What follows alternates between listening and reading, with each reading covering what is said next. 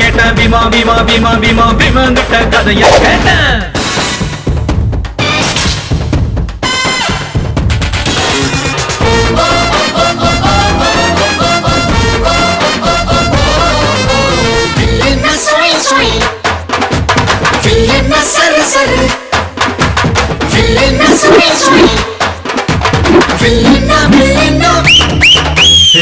பள்ளி கூட புள்ள போல சாதி பார்க்காம சேர்ந்திருப்போ, புள்ளி வச்ச வேங்க போல பயமே இல்லாம வாழ்ந்திருப்போ.